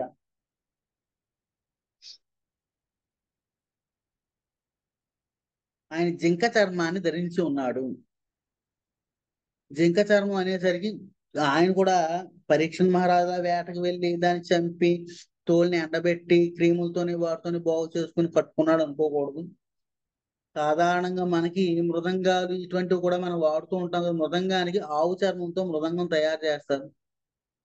అది కాలానుగుణంగా సమయం అయిపోయి చనిపోయిన తర్వాత వాటి శరీరాన్ని భగవంతుని కోసం ఉపయోగించినట్టయితే వాటి యొక్క ఆత్మ కూడా ఉద్ధరించబడుతూ ఉంటుంది. ఎప్పుడైనా ఒకటి గుర్తుంచుకోవాలి, మనం ఏదైనా కొన్ని వస్తువుల్ని విషయాల్ని మనం భగవత్ సేవకు వినియోగిస్తూ ఉంటాం కదా. ఆ భగవత్ సేవకు వినియోగించబడేటువంటి వస్తువు ఎవరి వలన అయితే తయారు చేయబడిందో, ఎవరి వలన అయితే ఇవ్వబడుతుందో, వాడు భగవంతునికి అర్పింపబడిన కారణంగా పుణ్య రాశిని, పుణ్య ఫలాన్ని అనంతకాలం ఉపయోగించుకుంటూ ఉంటాడు. ఏమండి? సో మరి ఇప్పుడు ఉండేటువంటి ఈ ఆవు యొక్క చర్మం, ఆవు సహజంగా పశువే అయినప్పుడు కూడా తన చర్మాన్ని తాను కావాలని ఎవరికైనా ఇచ్చిందా అంటే చనిపోయిన తర్వాత ఆ చర్మాన్ని మనం వినియోగించడం ద్వారా, భగవత్ సేవకు వినియోగించడం ద్వారా అనంతమైన సుకృతిని అది పొందుతూ ఉంటుంది. కాబట్టి ఈ మునీశ్వరులు వాళ్ళు కూడా పూర్వం ఈ జింక చర్మాలని, వాటిని చనిపోయిన వాటిని తీసుకొచ్చి వాడేవారు అనమాట. మరి జింకకి ఏమిటి అంటే ఉపయోగం, విశేషమైన పుణ్య ఫలితాన్ని అవి కూడా పొందుతూ ఉంటాయి. ఎందుకని ఆధ్యాత్మిక మార్గంలో అవి కూడా సహకరిస్తూ ఉన్నాయి కాబట్టి. అదే ఇప్పుడు నేను సహకరిస్తున్నా నేను అన్నా అనుకోండి, ఎవరితోనైనా నేను చెబుతున్నానని నేను అన్నా అనుకోండి, దేంతో చెప్తున్నాను? నా నాలుకతో, మృతమైనటువంటి మాంస స్థితిలో ఉండేటువంటి నాలుకతోని, సూక్ష్మంగా ఉండే కనబడినటువంటి నశించిపోయేటువంటి మనస్సుతోని, వాటితోని చెబుతున్నాం అనుకోండి. అది ఇప్పుడు లోపల ఆత్మ ఉండగా చేస్తున్నాం. ఆత్మ పోయింది బయటికి, అంటే శరీరం శవం అయిపోయింది. ఎంతకాలం నేను వినియోగించిన ఈ శరీరం మళ్ళీ ఏదో భగవంతుడి యొక్క సేవలో వినియోగించబడింది అనుకోండి. మళ్ళీ దీని యొక్క, ఇప్పుడు నేను భాగవతాన్ని చర్చించడానికి కావాల్సినటువంటి ఈ పుణ్య ఫలితాన్ని ఎవరు అనుభవిస్తారు? నా యొక్క ఆత్మ అనుభవిస్తూ ఉంటుంది. అలాగనే ఈ శరీరం పడిపోయిన తర్వాత కూడా దీనికి సంబంధించినటువంటి ఏవైనా కర్మఫలాలను చేసినట్టయితే అప్పుడు కూడా ఆత్మే అనుభవిస్తూ ఉంటుంది. కాబట్టి ఆ జంతువుల ద్వారా, వాటి ద్వారా వచ్చినటువంటి ఫలితాన్ని ఆ జంతువులు అనుభవించేటువంటి అవకాశం ఉంటాయి. కాబట్టి ఆచారం అంటే ప్రతి జీవిని కూడా భగవత్ సేవలో వినియోగించేటువంటి విధానాన్ని మనకి చెప్పడం జరిగింది అనమాట. జడలు కట్టిన దీర్ఘ శిరోజములు అతని దేహమును ఆవరించి ఉండెను. ఆయన శరీరం ఆ జింక చర్మంతో చుట్టబడి ఉంది. ఆయనకు తల జడలు కట్టి ఉందన్నమాట. జడలు కట్టినటువంటి శరీరం. దాహముచే నోరెండిపోయిన పరీక్ష మహారాజు అంతటా ఆ ముని జలమును అడిగాను. అంటే ఆ ముని యొక్క స్థితి ఏమిటి? జడలు కట్టేసి ఉంది. జిత్తు జిత్తు ఎప్పుడు జడ కట్టేసి ఉంటుంది అంటే దానికి సంరక్షణ లేనప్పుడు జడ కట్టేసి ఉంటుంది. అంటే ఆయన మన జడనప్పుడు చూడండి, ఎప్పుడన్నా పిల్లలకు మొక్కుబడి ఉంటుంది. మొక్కుబడి ఉన్నప్పుడు ఇన్ టైంలో వాళ్ళకి మొక్కేసుకుంటారు అనమాట. వచ్చే సంవత్సరం వాడికి వచ్చే సంవత్సరం వీడికి తిరుపతిలో గుండు అనుకుంటారు అనమాట. సో ఈ సంవత్సరం ఏం చేస్తారంటే వాడికి తలకి ముట్టుకోరు, వాడి తలని పట్టుకోరు. సో అప్పుడు ఏం చేస్తారు, ఎప్పుడు అప్పటి వరకు ఈ జిత్తు ఏమవుతుంది, జడలు కట్టేసి ముళ్ళు ముళ్ళులా తయారైపోతుంది అన్నమాట. కారణం ఏమిటంటే దానికి నూనె రాయరు, దువ్వరు, అలా ఉండేయడం వల్ల అలా తయారైపోతుంది. కాబట్టి ఇక్కడ పరీక్షణ మహారాజు వెళ్లే సమయానికి సమీక మహర్షి యొక్క స్థితి కూడా అలాగనే ఉంది. ఆయన యొక్క శరీరాన్ని ఆయన పట్టించుకోవటం లేదు. ఏదో ధ్యానం సమయంలో ఒకసారి దట్టంగా ఉండేటువంటి ఒక జింక చర్మాన్ని కట్టేసుకున్నాడు. ఇంకా అస్తమానికి ఓడకుండా చిరక్కుండా ఉండేటువంటి చర్మం అనమాట. సో అలా అయిపోయిన తర్వాత ఆయన అక్కడ వెళ్ళేసరికి ఆయన పూర్తిగా సమాధిమగ్నుడై ఉన్నాడు. భాష్యం శ్రీల ప్రభుపాదుడిది. మిగుల దప్పిగొన్న పరీక్షిత్తు మూడిని జలము నర్దించను. పరమ భక్తుడును రాజును అయిన పరీక్షిత్తు సమాధిమగ్నుడైన మునిని జలము నడువుట నిక్కముగా విధి ప్రభావమే, లేనిచో అటువంటి పరిస్థితికి అవకాశమే లేదు.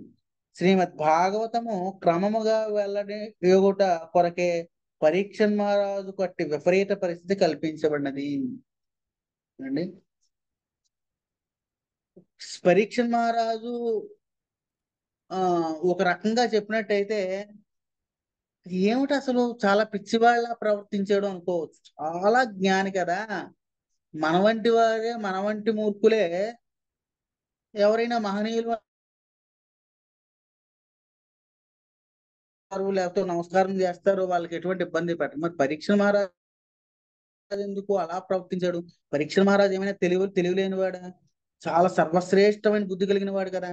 అటువంటి వాడు ఎందుకు ఇలా ప్రవర్తించాడు అంటే ఇదే విధి వైపరీత్యం అంటారు అనమాట. విధి వైపరీత్యం కాదు, భగవంతుడు అటువంటి విపరీతమైన స్థితిని ఏర్పాటు చేస్తాడు. అటువంటి విపరీతమైన పరిస్థితిని, అటువంటి విపరీతమైన బుద్ధిని ఆయనకి ఏర్పాటు చేయకపోతే పరీక్ష మహారాజు ద్వారా శ్రీమద్ భాగవతం అవగతం అయ్యేది కాదు. కాబట్టి ఈ భాగవతం వెల్లడి అవడం కోసం మనం మహాభారతం ఇది ఇందులో కూడా మనం చూడొచ్చు అన్నమాట. ఇది శ్రీమద్ భగవద్గీతలో కూడా అర్జునుడు అంత శ్రేష్టమైన భక్తుడు.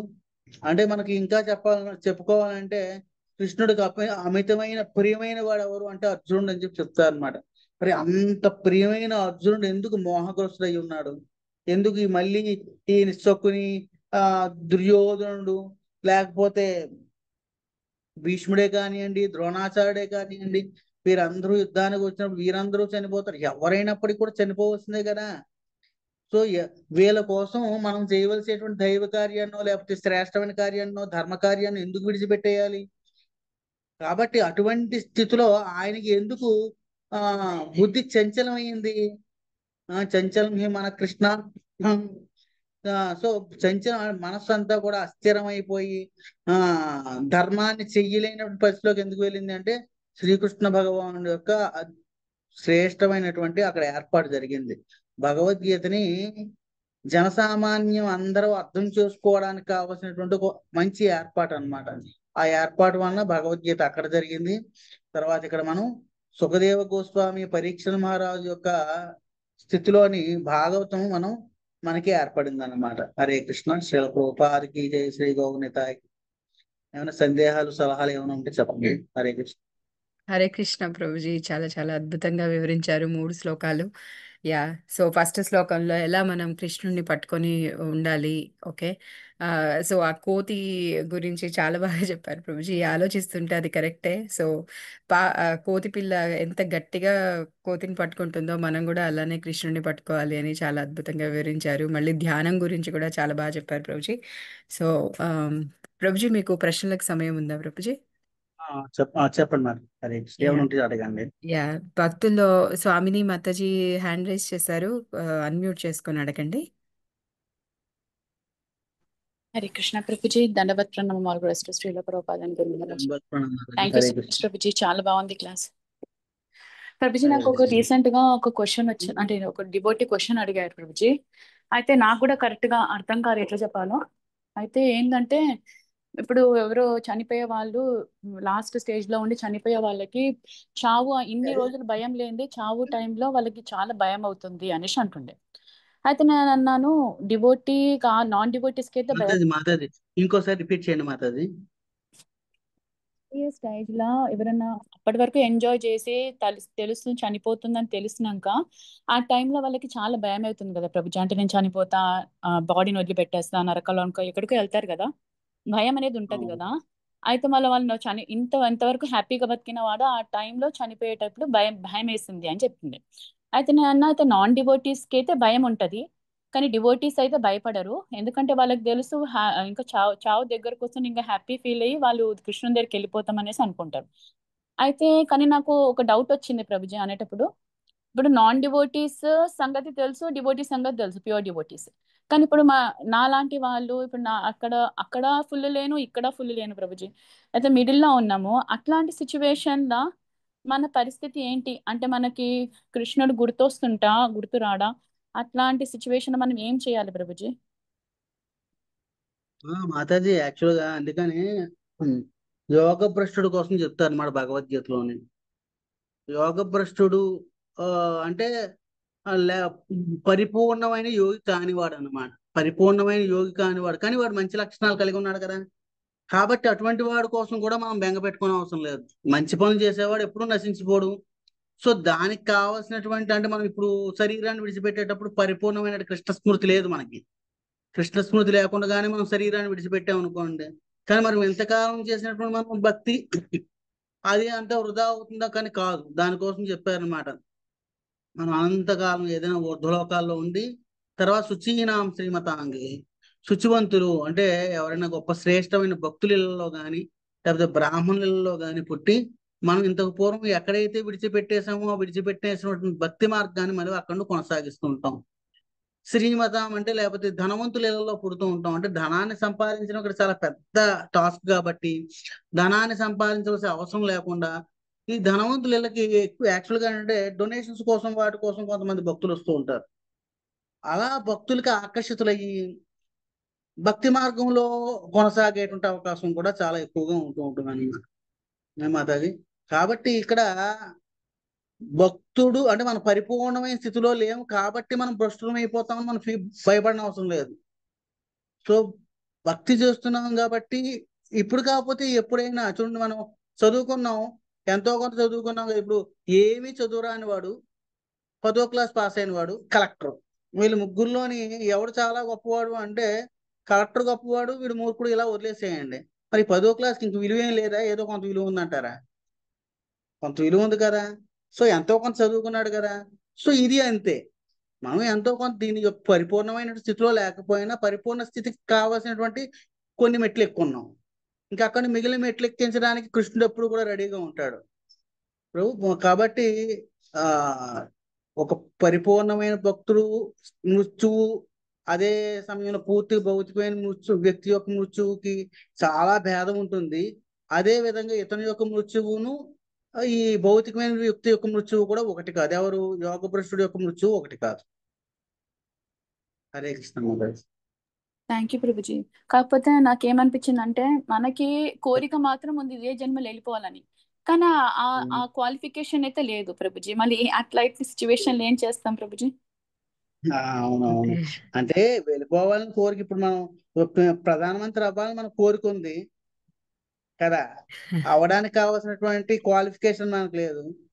సో కృష్ణుడు ఏం చేస్తాడు? ఆ అవ్వడానికి కావాల్సిన క్వాలిఫికేషన్ జన్మాంతరాల్లో ఇస్తాడు. అంతే కదండి. ఒక పిల్లాడు ఉన్నాడు, నాన్న కలెక్టర్ అవుతాను అంటున్నాడు వాడు, కానీ కలెక్టర్ అవ్వడానికి కావాల్సిన బుర్రకాయ లేదు వాడికి. కానీ తండ్రి ఏం చేస్తుంటాడు? ఆ ట్యూషను, ఈ ట్యూషను, ఆ ఆన్లైన్, ఈ ఆన్లైన్ రకరకాలు ఇస్తూ ఉంటాడు.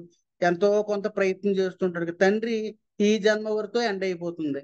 కానీ కృష్ణుడు శాశ్వతమైనటువంటి తండ్రి కాబట్టి మనకి ఈ సంవత్సరం మనకి ట్యూషన్లు పెడతాడు, వచ్చే జన్మలోని ట్యూషన్లు పెడతాడు, వచ్చే జన్మలోని పెడతాడు అనమాట. ప్రతి జన్మలోని మనకి ఏదో విధంగా ఎక్కడో దగ్గర మనకి ఆ అవకాశాన్ని ఇస్తాడు. ఎస్ ప్రభుజీ, చాలా అద్భుతంగా చెప్పారు ప్రభుజీ. యా, అదే చాలా చాలా హరే కృష్ణ. ధన్యవాదాలు. సో ఇంకెవరికైనా ప్రశ్నలు ఉన్నాయండి? అన్మ్యూట్ చేసుకొని అడగచ్చు. హరే కృష్ణ ప్రభుజీ, దండవత్ ప్రణామాలు. నమస్తే. ప్రభుజీ మీ క్లాస్ చాలా బాగుంది ప్రభుజీ, చాలా బాగా మాకు అర్థమయ్యేలాగా చెప్పారు. చాలా థ్యాంక్ యూ హరే ప్రభుజీ. ప్రభుజీ నేను ఈ మధ్య ఒకటి విన్నాను, అంటే మాకు ఇక్కడ లోకల్ టెంపుల్ ఆంజనేయ స్వామి టెంపుల్ ఉంటుందన్నమాట ఇక్కడ ఫ్రిస్కోలో. అయితే విన్నాను ఆంజనేయ ఏంటి స్వామి అంటే కూడా. ఆంజనేయ స్వామి గుడి. అయితే విన్నాను ఏంటి అంటే, మనకి భౌతిక కోరికలన్నీ కోరుకోవాలి అంటే ఆంజనేయ స్వామిని కోరుకోవాలి, ఏవైనా భక్తి సంబంధించి కోరుకోవాలి అంటే రాముణ్ణి కోరుకోవాలి అని విన్నాను. మనకి అంటే ఇప్పుడు పిల్లల గురించి కానీ లేకపోతే ఇంట్లో గురించి కానీ, అంటే ధర్మ సంబంధమైన కోరికలే, బట్ అలాంటి భౌతిక కోరికలు ఏవైనా కోరుకోవాలి అంటే అవి డైరెక్ట్ గా రాముణ్ణి కోరుకోవద్దు, అది ఇలా ఆంజనేయ స్వామిని కోరుకోవాలి. కానీ భక్తి కలగాలి, భక్తిలో మనము పైకి ఎదగాలి, ఆధ్యాత్మికంగా ఇంకా ఎదగాలి అంటే అది రాముణ్ణి కోరుకోవాలి అని విన్నాను. అది ఎంత మాత్రం కరెక్ట్ అంటారు ప్రభుజీ? అది పూర్తిగా తప్పు మాతాజీ. ఎందుకంటే హనుమంతుణ్ణి హనుమత్ గురుదేవులు అంటారు. మీకు సుందరాకాండ అనేటువంటి ఒక కాండం ఉంది రామాయణంలోని. సుందరాకాండలోని రాముడికి అంటే ఎందుకు అసలు మీకు రామాయణంలోని ప్రధానంగా పాలన చేసేటువంటి ప్రధానమైన ఘట్టం ఏమిటంటే సుందరాకాండ. ఎందుకు సుందరాకాండ అంత శ్రేష్టమైంది అంటే హనుమంతుడు వాళ్ళు. హనుమంతుడు నిజానికి హనుమంతుడు అంటే అర్థం ఏమిటి? హనుము అంటే మంచి బలమైన దవడలు కలిగిన వాడు అని అర్థం. మంచి దృఢమైన దవడలు కలిగిన వాడు అంటే ఆయన ఏం చేస్తుంటాడు? హనుమంతుడు ఎవరు అంటే గురువు. ఏమిటి ఈయనకు గురువు చేసిన కార్యం ఏమిటి అంటే సీతాదేవి రాముడి నుండి చాలా దూరం అయిపోయింది. దూరం అయిపోతే ఎంత దూరం అయిపోయింది అంటే లంకా నగరానికి వెళ్ళిపోయింది. లంకా నగరంలో ఎవరి కంట్రోల్లో ఉంది? దశకంఠుడి యొక్క కంట్రోల్లో ఉంది. ఇంతకు పూర్వం ఎవరి కోడలుగా ఉండేది ఈవిడ? దశరథుని యొక్క కోడలుగా ఉండేది. వాడు దశకంఠుడు, అంటే 10 ఇంద్రియములు కలిగిన వాడు, 10 ఇంద్రియాల యొక్క అధీనంలో ఉండేవాడు వాడు. ఈ ఆ, ఎవరు దశరథుడు 10 ఇంద్రియాలు రథము అంటే ఏమిటి, తన కింద ఉండి తన అధీనంలో తన కంట్రోల్లో ఉండేవాడు అనమాట. సో ఆవిడ కోడలుగా ఉండేవాడు అనమాట. ఎందుకు అక్కడికి వెళ్ళిపోయింది, ఏవో కొన్ని వైష్ణవ అపరాధాలు చేసింది. రాముడు ఉన్నప్పుడే రాముడు కాదని ఇంకొక లేడి పిల్ల ఏదో కావాలి, లేడి పిల్లతో ఆనందంగా ఉండొచ్చు అనుకుంటుంది. కాబట్టి ఈ రకరకాల కోరికల వలన లంకా నగరానికి కొడుకు తీసుకువెళ్ళిపోయారు అనమాట. కాబట్టి మనం ఇక్కడ ఒక్కటే గుర్తుంచుకోవాలి.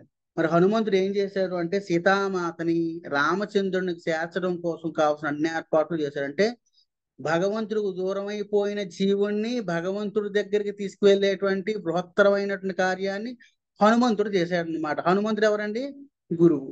సో హనుమంతుడి దగ్గరికి వెళ్ళి నాకు అది కావాలి ఇది కావాలి, నువ్వు రాముడు నాకు అక్కర్లేదు కానీ అన్నీ కావాలి అనుకున్నప్పుడు హనుమంతుడు నీకు నిజంగా ఉపకరిస్తాడా? ఒకవేళ ఉపకరించినప్పటికీ కూడా హనుమంతుడి దగ్గరికి వెళ్ళి అడగవలసే ప్రశ్నలైనా అడగవలసే విషయాలైనా ఇవి.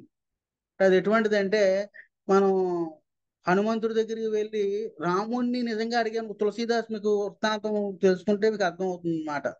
తులసీదాస్ గారు ఆ ఒకసారి రోజు రామాయణం చదివేవాడట. రోజు రామాయణం చదువుతూ ఉంటే ఆయన తులసీదాస్ గారికి రాముని దర్శించాలి, రామభక్తిలో సర్వశ్రేష్టమైన స్థితికి వెళ్ళిపోవాలి, ఎలాగా అని అడుగుతూ ఉంటాడు అనమాట. రోజు రామాయణం చదవడం అంటే ముందు ఆచమనం చేసేవాడు, ఫస్ట్ రామాయణం చదివేవాడు, మళ్ళీ ఆచమనం చేసేవాడు, ఆ మిగిలిన నీళ్ళు తీసుకెళ్ళి ఆ మర్రి చెట్టు త్వరలో పోసేవాడు అనమాట. ఆ మర్రి చెట్టు మీద నుండి 3 బ్రహ్మరాక్షసులు ఉన్నారనమాట. ఈ రోజు రామాయణం చెప్పడం వినడం, ఈ ఉద్ధరణి నీరు అందుమే పడడం, వాళ్ళకి మంచి జ్ఞానం వచ్చేసింది, ముక్త స్థితికి వెళ్ళిపోయారనమాట. వెళ్ళిపోతూ మనకి ఎవరికైతే ఈ అవకాశం ఇచ్చారో వారికి ఏదైనా ఉపకరించాలని చెప్పి వాళ్ళు 3 బ్రాహ్మ రాక్షసులు కిందకు వచ్చేస్తారు. తులసీదాస, మేము మీ కృప వలన మేము మా రాక్షసత్వాన్ని అంతటిని కోల్పోయామయ్యా, మేము ముక్తిని పొందుతున్నాము, మీకు ఏమన్నా సాయం చేయాలనుకుంటున్నాం అంటాడు. నువ్వు నిజంగా మాకు సాయం చేయాలనుకుంటే నాకు రామదర్శనాన్ని ఇప్పించు అని చెప్పి చెప్తాడు. రామదర్శనం ఇప్పించమంటే మేము రామదర్శనం ఇప్పించలేము. మేము రామదర్శనం ఇప్పించాలంటే ఒకే ఒకరు ఉన్నారు, ఎవరైనా హనుమంతుల వారు. హనుమంతుల వారిని నువ్వు ఆశ్రయిస్తే ఖచ్చితంగా రామదర్శనం నీకు దొరుకుతుంది అని చెప్పి చెప్తాను. మరి హనుమంతుడి దర్శనం నాకు ఎలా దొరుకుతుంది అది మాత్రం నీకు చెప్తాను అనమాట. బేడి హనుమాన్ అనేటువంటి ఒక టెంపుల్ ఉంటుందట, ఎక్కడ ఈ హిమాలయ పర్వతాలు స్థానువుల దగ్గరలో ఎక్కడో. అక్కడికి వెళ్తే రోజు రామాయణం ప్రవచనం జరుగుతూ ఉంటుంది. అందరికంటే ముందు ఒకడు వస్తాడు, అందరూ వెళ్ళిపోయిన తర్వాత శివారిని వెళ్ళిపోతుంటాడు. అతను ఎవరినో ఫైండ్ అవుట్ చేసి పట్టుకుంటాడు అనమాట.